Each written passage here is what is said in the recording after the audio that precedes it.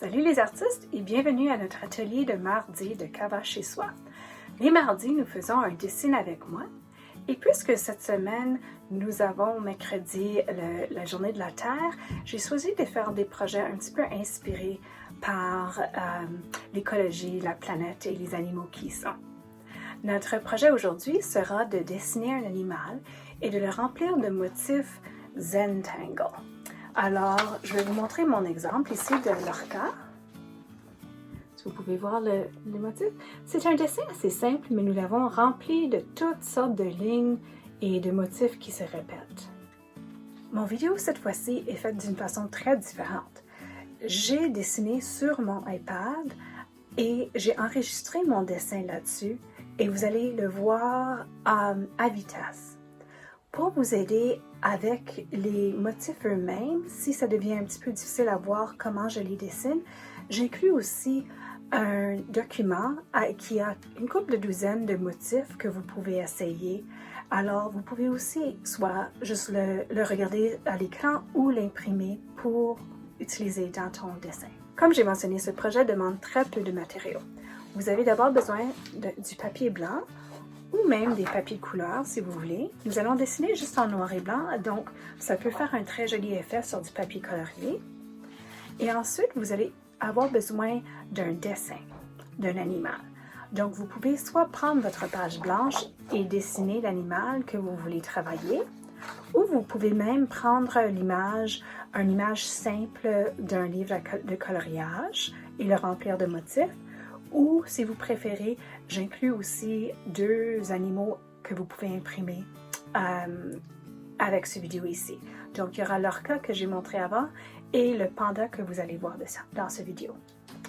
À part ça, vous avez vraiment besoin de très peu.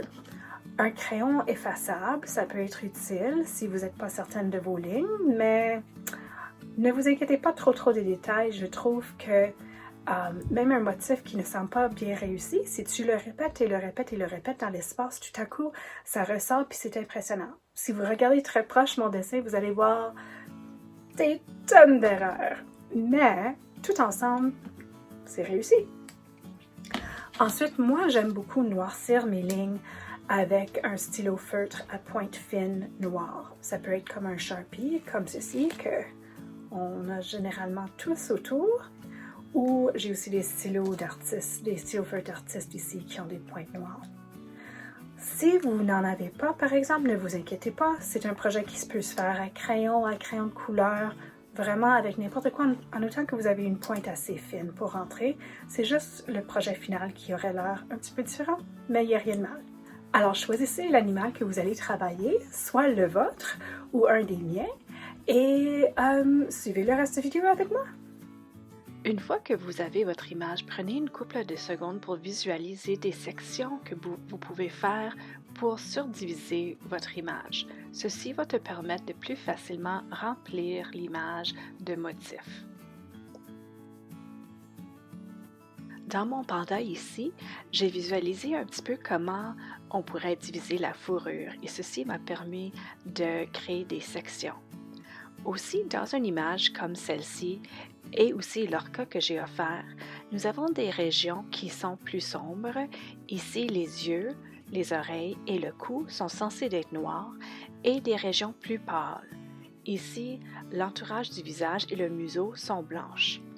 Donc, en choisissant mes motifs dans chaque région, je vais choisir des motifs plus sombres, plus denses pour les régions noires et des motifs plus larges et plus clairs pour les régions blanches.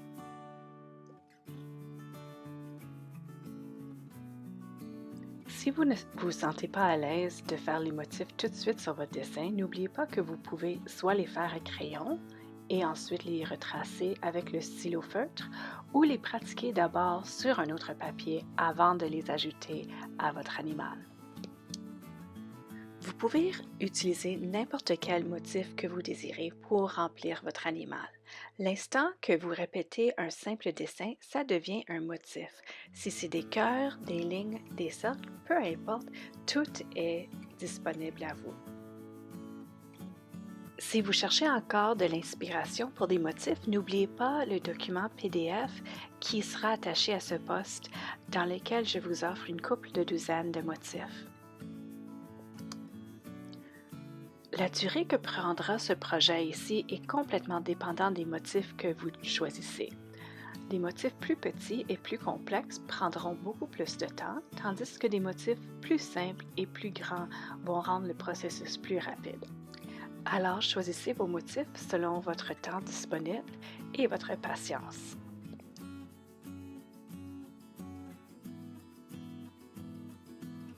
Une fois que vous avez terminé votre dernier motif, certainement n'oubliez pas de signer votre projet et de le partager quelque part.